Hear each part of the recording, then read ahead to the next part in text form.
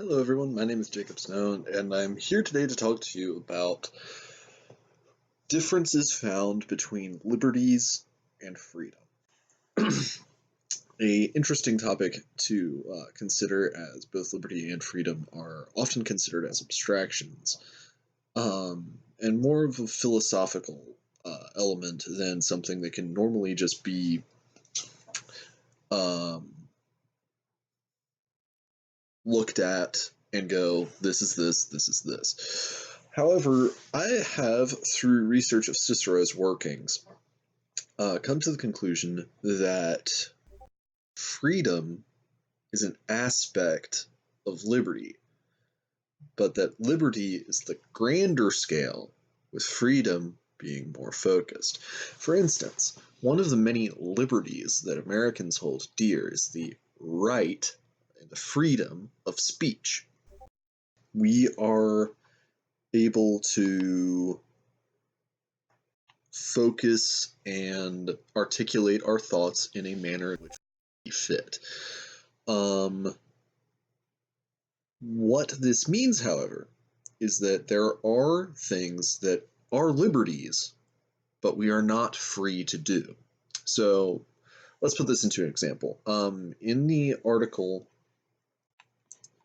Cicero, Roman Republicanism, and the contested meaning of libertas, the conclusion was arrived that there were two types of liberties: positive liberties and negative liberties.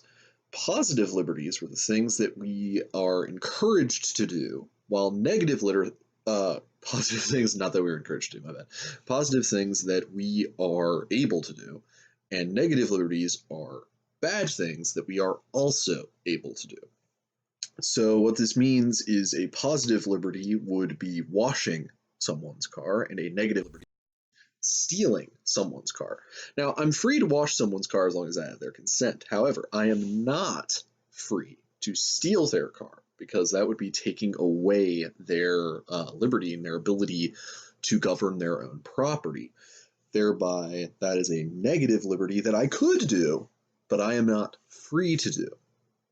These differences are small, very small, and indeed, in many books and videos and movies, the terms are even used interchangeably. However, if one looks at the issue from a more philosophical standpoint, like Cicero did, and like the people who studied Cicero's work did, one comes to the conclusion that there are differences, but they are small differences.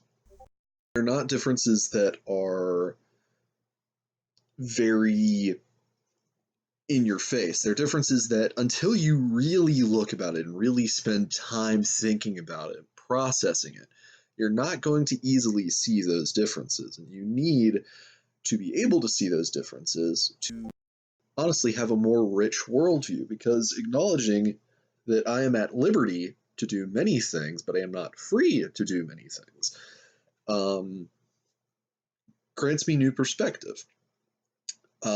God gave every human the liberty to choose what they will do, but both the rules laid out by God in the desert and both, the rules that Jesus established as being the most important, say that even though we have the liberty to do as we wish, there are some things that we should do and some things that we should not do.